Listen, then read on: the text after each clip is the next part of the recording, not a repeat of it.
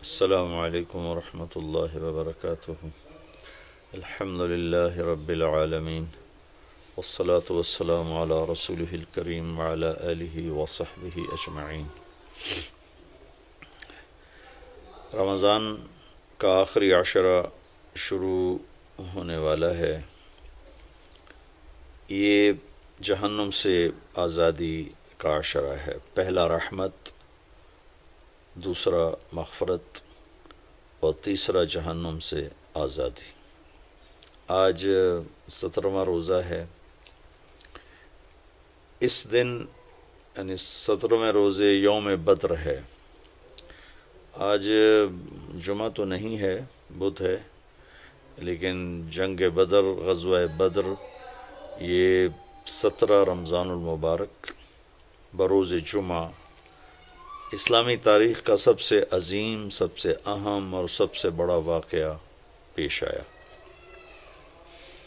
12 رمضان المبارک کو آپ مدینہ سے نکلے اور 17 کو یہ بہت عظیم الشان معرکہ رونما ہوا، جس میں اللہ تعالیٰ نے اپنی قدرت کاملہ کے ساتھ اپنی غیبی تائید کو ظاہر فرمایا اور اہل ایمان کے حق پر ہونے کو مدلل فرمایا۔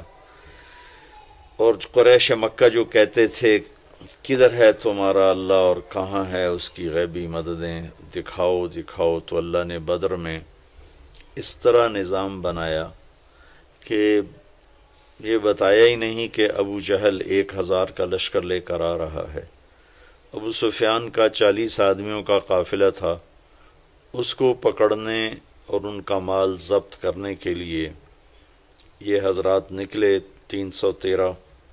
اور یہ عجب مناسبت اور موافقت ہے کہ صحابہ 1,24,000 ہیں اور انبیاء علیہ السلام بھی 1,24,000 ہیں۔ پھر انبیاء میں رسول 313 ہیں اور جنگ بدر کے صحابہ بھی 313 ہے۔ یہ مناسبت میرے اللہ نے قائم فرمائی، اور جیسے انبیاء میں رسول سب سے اعلیٰ اور سب سے افضل ہیں، ایسے ہی جنگ بدر کے صحابہ 313، 1,24,000 صحابہ ان تمام میں افضل ہیں۔ بلکہ ایک اور حدیث پیش کرتا ہوں۔ جبریل نے ایک دفعہ اللہ کے نبی سے عرض کی، یا رسول اللہ، آپ کے صحابہ میں سب سے افضل کون ہیں؟ تو آپ نے ارشاد فرمایا کہ جو جنگ بدر کے شریک ہیں وہ سب سے افضل ہیں۔ تو جبریل نے عرض کی، یا رسول اللہ، ملائکہ میں، فرشتوں میں جن فرشتوں نے جنگ بدر میں شرکت کی وہ 7 آسمان کے فرشتوں میں سب سے اعلیٰ اور سب سے افضل فرشتے ہیں۔ اس کو اللہ تبارک و تعالیٰ نے ایک معجزاتی معرکہ بنایا، ظاہر فرمایا۔ سارے لشکر میں 2 گھوڑے تھے، 8 تلواریں تھیں، 60 نیزے تھے، اور سامنے 300 سوار تھے، 700 تلواریں تھیں، سب نیزہ بردار تھے، تیر انداز تھے، پورے کیل کانٹے سے لیس ہو کر آئے تھے۔ اور یہاں پتہ ہی نہیں تھا کہ آگے مقابلہ کس سے ہو رہا ہے۔ تو جب جمع آمنا سامنا ہوا تو پھر آپ نے صحابہ سے رائے لی کہ بھائی اب بتاؤ اب کیا کیا جائے۔ تو ابوبکر رضی اللہ تعالیٰ عنہ نے کھڑے ہو کے عرض کی، یا رسول اللہ، ہم آپ کے ساتھ ہیں، جو آپ فرمائیں گے اسی کے مطابق ہوگا۔ آپ نے پھر دوبارہ فرمایا، یا بتاؤ بھائی کیا کیا جائے۔ تو عمر رضی اللہ تعالیٰ عنہ نے عرض کی، یا رسول اللہ، ہم آپ کے ساتھ ہیں، جو آپ حکم فرمائیں۔ پھر آپ نے کہا بتاؤ بھائی کیا کیا جائے۔ تو اس پر سعد بن معاذ رضی اللہ تعالیٰ عنہ کھڑے ہوئے، یہ انصاری صحابی ہیں مدینہ کے۔ تو کہنے لگے، یا رسول اللہ، لگتا ہے کہ آپ ہماری رائے لینا چاہتے ہیں مدینے والوں کی۔ تو یا رسول اللہ، ہم آپ کے حکم کے تابع ہیں، سالم من شئت و حارب من شئت۔ آپ جس سے آپ ہمیں لڑائیں گے لڑیں گے، جس سے صلح کروائیں گے صلح کریں گے۔ وقت حبال من شئت، جس سے آپ ہمارے تعلق توڑیں گے ہم اس سے اپنا تعلق توڑ دیں گے۔ صل من شئتا وقتا حبال من شئتا، جس سے جوڑیں گے جڑ جائیں گے، جس سے توڑیں گے ٹوٹ جائیں گے۔ آپ ہمیں حکم دیں تو ہم انشاءاللہ آپ کے ساتھ ہوں گے اور آگے بڑھ کے ہوں گے، اور ہم میں سے ایک بچہ بھی پیچھے نہیں ہوگا۔ آپ ہمیں فرمائیں سمندروں میں کود جاؤ تو ہم کود جائیں گے، برق غمات تک اپنے گھوڑے دوڑاتے چلے جاؤ، اونٹ دوڑاتے چلے جاؤ، ہم دوڑاتے چلے جائیں گے۔ آپ کا چہرہ کھل گیا۔ سعد بن معاذ سے پہلے ایک اور صحابی ہیں، ان کے بات یاد آ گئی۔ مقداد بن اسود رضی اللہ تعالیٰ عنہ کھڑے ہوئے کہ یا رسول اللہ، آپ پوچھ رہے ہیں بار بار، تو اذا لا نقول كما قالت بنو اسرائیل اذهب انت وربك فقاتلا انا هاهنا قاعدون، تو پھر ہم موسیٰ علیہ السلام کی قوم کی طرح یہ نہیں کہیں گے کہ آپ جائیں اور آپ کا رب جائے اور جا کر لڑے، ہم تو یہ بیٹھے ہیں، بلکہ ہم یہ کہیں گے اذهب انت وربك فقاتلا نحن معاك مقاتلون، آپ چلیں، آپ کا رب، ہم آپ کے ساتھ ہیں، آپ کے آگے بھی ہوں گے، لڑیں گے، پیچھے بھی لڑیں گے، دائیں بھی لڑیں گے، بائیں بھی لڑیں گے، اور آپ پر قربان ہوں گے، ہم میں سے ایک آدمی پیچھے نہیں رہے گا۔ تو یہ ایک عجیب و غریب واقعہ ہے تاریخ کا، اسلامی تاریخ کا۔ اور شہدائے بدر شہداء میں سب سے افضل شہداء ہیں، اور شرکائے بدر تمام صحابہ میں سب سے افضل صحابہ ہیں۔ اور اللہ کے نبی صلی اللہ تعالیٰ علیہ وسلم نے ارشاد فرمایا کہ اللہ تعالیٰ نے میرے بدر کے شریک صحابہ کو یہ فرمایا ہے افعلوا ما شئتم فإنی قد غفرت لکم، کہ اے اہل بدر جاؤ جو مرضی کرو، میں نے تمہاری بخشش فرما دی ہے۔ یہ صرف اس 313 کے مجموعے کو یہ دولت حاصل ہے۔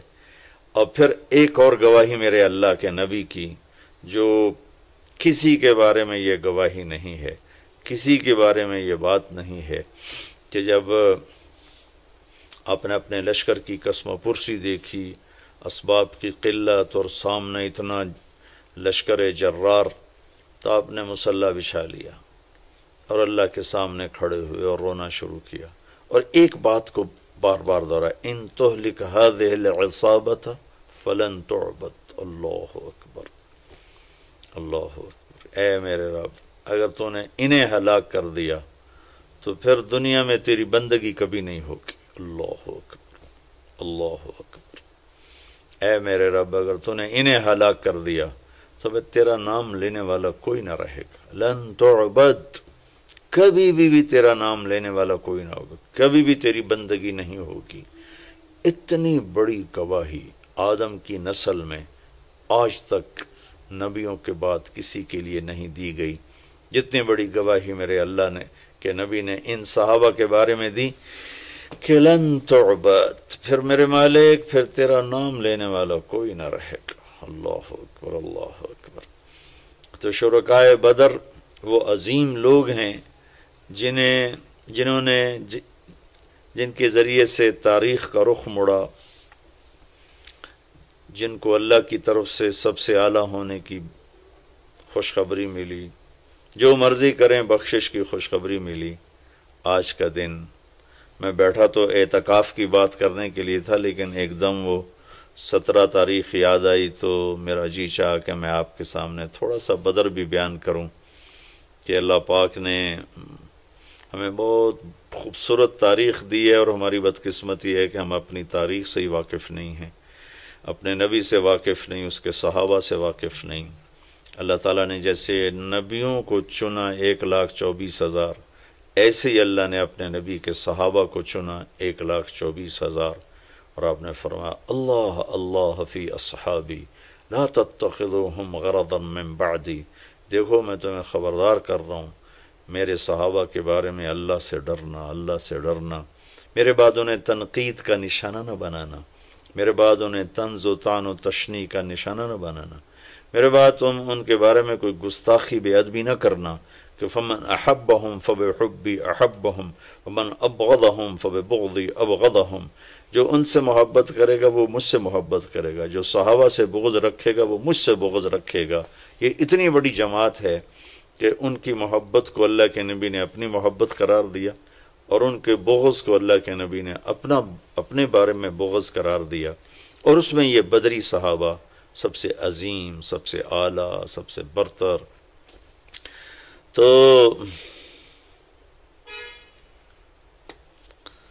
اللہ تعالیٰ نے اپنی قدرت کو دکھایا کہ 313 کے ذریعے سے 1000 کو شکست ہوئی. لشکر آمنے سامنے تھے اور اللہ کے نبی جھونپڑی میں، اب جس کو عریش کا، آج کل وہاں ایک مسجد ہے، مسجد عریش، بہت بڑی مسجد ہے، وہاں ایک جھونپڑا تھا جس میں اللہ کے نبی قیام فرماتے اور ابوبکر صدیق ننگی تلوار لے کر پہرا دے رہے تھے، اور اللہ کا نبی روتے جا رہے تھے، روتے جا رہے تھے، روتے جا رہے تھے. ساری رات رو رو کے گزاری، یہاں تک کہ صدیق اکبر نے آ کر آپ کو پکڑ لے کہ یا رسول اللہ بس کیجئے، اللہ کی مدد آ گئی، اللہ کی مدد آ گئی. تو میدان جنگ جب سجا ہے تو ایک ہوا کا بگولا اٹھا. تو علی رضی اللہ تعالیٰ نے پوچھا یا رسول اللہ یہ ہوا کیسی ہے؟ کہ یہ جبریل 500 فرشتے لے کر اتر آیا ہے. پھر دوسرا بگولا اٹھا تو انہوں نے پوچھا یا رسول اللہ یہ کیا ہے؟ تو آپ نے فرمایا یہ میکائیل 500 فرشتے لے کر اتر آیا ہے. 1000 فرشتے اللہ تعالیٰ نے اتارے. اذ تستغیثون ربکم فاستجاب لکم انی ممدکم بألف من الملائکۃ مردفین، کہ جب تم تڑپ رہے تھے، مجھے پکار رہے تھے تو میں نے لبیک کہا. قریش 1000 تھے، میں نے 1000 فرشتے بھیج. وما جعلہ اللہ الا بشرا ولتطمئن به قلوبکم وما النصر الا من عند اللہ ان اللہ عزیز حکیم. کہ یہ فرشتے جو میں نے اتارے ہیں، مدد تو تمہارے اللہ کی ہے، یہ تو ہمارے حوصلہ افزائی کے لیے، تمہارا دل جمانے کے لیے اتارے ہیں، باقی اصل مدد تو اللہ کی ہے، اللہ کی مدد سے ہی فتح ہوتی ہے. یہ ملائکہ سب سے افضل ترین ملائکہ ہیں. اور پھر ایک اور یہاں ایک اہل بدر کی کرامت اور ان کی شرافت اور عزت ہے کہ پہلے بھی فرشتے اترے انبیاء کی مدد کے لیے، لیکن کبھی فرشتوں نے فزیکلی باقاعدہ تلوار نہیں اٹھائی، لڑائی نہیں لڑی، صرف آ کر روب پیدا کرنا اور خوف پیدا کرنا دشمن میں. لیکن یہ پہلی جنگ ہے جس میں فرشتے لڑنے کے لیے آ رہے ہیں، تلواریں اٹھا کے لا رہے ہیں. تو اللہ تعالیٰ ان کو، چونکہ ان کو لڑنے کا پتہ ہی نہیں تھا، تو اللہ تعالیٰ ان کو طریقہ بتا رہا ہے لڑائی لڑنے کا. فَضْرِبُوا فَوْقَ الْأَعْنَاقِ وَضْرِبُوا مِنْهُمْ كُلَّ بَنَانٍ، کہ اللہ تعالیٰ ملائکہ سے، فرشتوں سے کہہ رہا ہے کہ تمہاری تلوار کا وار ہونا چاہیے گردن پر، گردن سے خطا ہو تو انگلیاں کاٹ دو تاکہ ہاتھ بیکار ہو جائیں اور وہ آدمی بیکار ہو جائے. یا ان کو جنگ کا طریقہ بھی اللہ تعالیٰ سکھا رہے ہیں اور سمجھا رہے ہیں اور بتا رہے ہیں. تو لشکر جب آمنے سامنے ہوئے تو عتبہ اور شیبہ اور ولید، عتبہ بن ربیعہ، شیبہ بن ربیعہ، ولید بن عتبہ، ولید اور عتبہ باپ بیٹا، شیبہ بھائی، 3 عرب سردار نکلے قریشی. تو اللہ کے نبی نے ان کے لیے روانہ فرمایا عبداللہ بن رواحہ، معاذ اور معوذ بن عفراء رضی اللہ تعالیٰ عنہ. تو بڑا اکڑا ہوا کفر تھا قریش کا. عتبہ کہنے لگا، جب یہ سامنے آئے تو عتبہ نے کہا کون ہو؟ کہا ہم مدینہ والے ہیں. تو عتبہ نے زور سے نعرہ لگایا کہ محمد اخرج الینا اکفاءنا، کہنے لگے تم شریف لوگ ہو، جاؤ، تمہاری ہماری کوئی لڑائی نہیں، ہمیں ہماری برادری سے لڑنے دو، ہماری قوم سے لڑنے دو. کہ محمد صلی اللہ علیہ وسلم اب ہماری قوم ہمارے مقابلے میں لاؤ. تو پھر آپ نے کہا حمزہ اٹھو اللہ رسول کے لیے، علی اٹھو اللہ رسول کے لیے، عبید اٹھو اللہ رسول کے لیے. عبید غیر معروف نام ہے، حمزہ اور علی مشہور ہیں. عبید آپ کے تایا حارث کے بیٹے ہیں، عبید بن حارث بن عبد المطلب. تو یہ تینوں آمنے سامنے ہوئے. تو چونکہ لوہے کی ٹوپیاں تھیں تو پھر عتبہ نے پوچھا کون ہو؟ آپ نے کہا میں ہوں حمزہ بن عبد المطلب. تم کون ہو؟ کہا عبید بن حارث. کہا تم کون؟ کہا علی بن ابی طالب. کہنے لگا ہاں اکفاء کرام، اب ٹھیک ہو، اب ہمارے مقابلے کی ٹکر ہو. تو عتبہ اور حمزہ رضی اللہ تعالیٰ عنہ، علی رضی اللہ تعالیٰ عنہ اور ولید اور عبید رضی اللہ تعالیٰ اور شیبہ، یہ تین آپس میں آمنے سامنے ہوئے۔ تو حمزہ رضی اللہ تعالیٰ تو پہلے وار میں ہی عتبہ کا کام تمام کر دیا، علی رضی اللہ تعالیٰ نے 2-3 ٹکروں کے بعد ولید کا کام کر دیا، لیکن اس اثناء میں شیبہ نے عبید رضی اللہ عنہ کی ٹانگ کاٹ دی، وہ گر پڑے، تو ان دونوں حضرات نے آگے بڑھ کر اس کو قتل کیا، پھر ان کو اٹھا کر لائے، تو اللہ کے نبی کے پاؤں پکڑ لیے، چومنے لگی، یا رسول اللہ الست شہید، کیا میں شہید نہیں؟ ہم نے کہا بلا وانا علی ذالک شہید، بے شک تو شہید ہے اور میں تیرا گواہ ہوں قیامت کے دن بھی یہاں پہ۔ پر کہنے لگے یا رسول اللہ اگر آج ابو طالب زندہ ہوتے تو وہ جان لیتے کہ ان کے شیر کا حق میں نے ادا کر دیا ہے۔ وَنُسْلِمُهُ حَتَّى نَصْرَ حَوْلَهُ وَنَذْهَلَ عَنْ أَبْنَائِنَا وَالْحَلَائِلِ، یہ ان کا قصیدہ ہے، قصیدہ لامیہ۔ فَلَمَّا رَأَيْتُ الْقَوْمَ لَا بُدَّ فِيهِمْ، یہاں سے وہ شروع ہوتا 90 اشعار کا یہ قصیدہ ہے۔ كَذَبْتُمْ وَبَيْتِ اللَّهِ نَبْسَ مُحَمَّدًا وَلَمَّا نُطَاعِنُ حَوْلَهُ نَنُنَاضِلِ وَنُسْلِمُهُ حَتَّى نَصْرَ حَوْلَهُ وَنَذْهَلَ عَنْ أَبْنَائِنَا وَالْحَلَائِلِ۔ اسی کے اشعار ہیں، وَأَبْيَضَ يُسْتَسْقَى الْغَمَامُ بِوَجْهِهِ ثِمَالُ الْيَتَامَى عِصْمَةٌ لِلْأَرَامِلِ يَلُوذُ بِلُهُ اللَّهُ مِنْ آلِ حَاشِمٍ فَهُمْ عِنْدَهُ مِنْ نِعْمَةٍ وَفَوَاضِلِ۔ یہ اسی اشعار میں نے چند اشعار آپ کو پڑھ کے سنا دیے۔ تو وہ ایک شعر اس موقع کا تھا اور یہ اس موقع پہ فٹ آ رہا تھا، جو اس وقت شیب ابی طالب میں ابو طالب نے فرمایا تھا کہ اللہ کی قسم تم جھوٹ بولتے ہو کہ ہم محمد کو تمہارے حوالے کر دیں گے اور اسے اکیلا چھوڑ دیں گے۔ ہاں ہاں ایک راستہ ہے اس تک پہنچنے کا، تم پہنچ سکتے ہو اس وقت جب ہم سب کی لاشیں اس کے چاروں طرف بکھری ہوئی ہوں گی اور ہمارے سر تن سے جدا ہوں گے اور ہمارے جسم بوٹی بوٹی ہوں گے، اس کے بعد پھر ہم بھی بے بس اور لاچار ہوں گے، اس کے بعد تم میرے بھتیجے تک پہنچ سکو تو پہنچ سکو، اس سے پہلے نہیں پہنچ سکتے۔ تو حضرت عبید نے عرض کی یا رسول اللہ آج اس شعر کا میں زیادہ حقدار ہوں۔ آپ نے کہا بے شک۔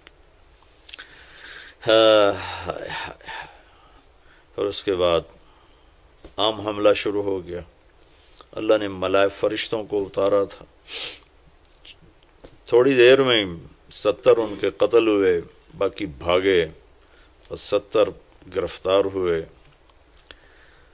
تو عباس رضی اللہ تعالیٰ عنہ اتنے بڑے قد کے تھے کہ جب وہ گھوڑے پر بیٹھتے تھے تو پاؤں زمین پہ لگتے تھے، اتنا لمبا قد۔ ان کو ایک مدینے کے انصاری صحابی ابو الیسر رضی اللہ عنہ وہ گرفتار کر کے لا رہے، ان کے ہاتھ باندھے، اب ان کا چھوٹا سا قد تھا۔ تو عباس رضی اللہ عنہ اتنے شرمندہ، جب آئے نا تو کہنے کے بھتیجے اس نے مجھے نہیں پکڑا، وہ کوئی اور مخلوق تھی زمین آسمان کے درمیان معلق جس نے میرے ہاتھ باندھی ہے۔ ابو الیسر کہنے لگے نہیں یا رسول اللہ یہ غلط کہہ رہا ہے، میں نے پکڑا ہے۔ تو ہم نے کہا اسکت فقد ایدک اللہ بملک کریم، چپ کر، اللہ نے فرشتے کے ذریعے سے تیری مدد کی۔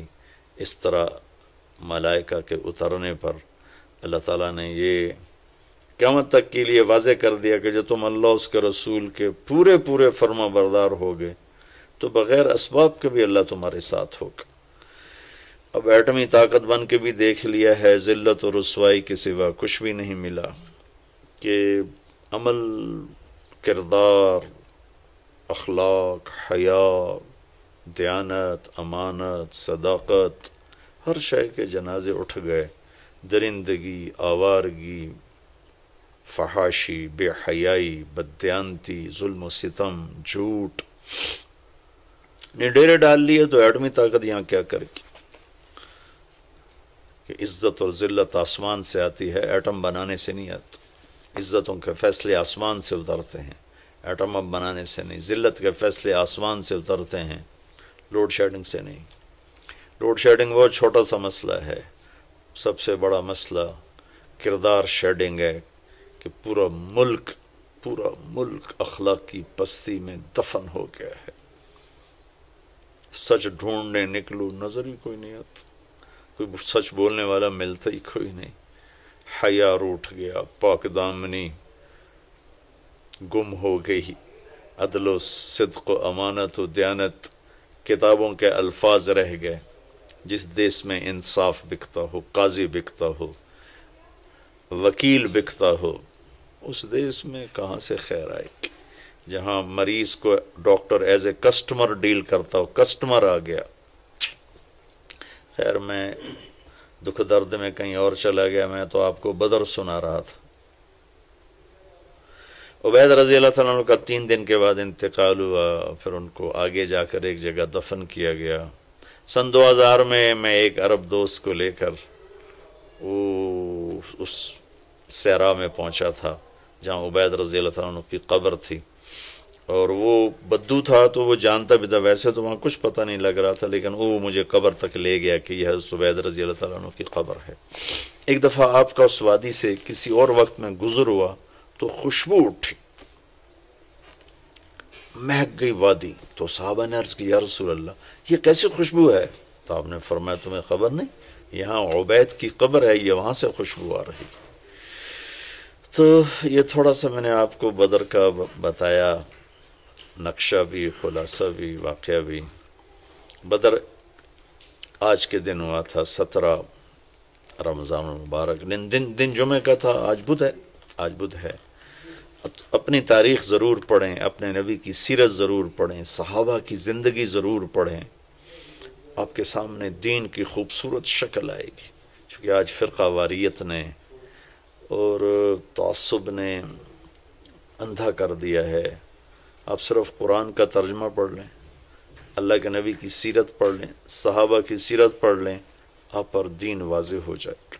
اللہ تعالی ہمیں عمل کی توفیق بخشے.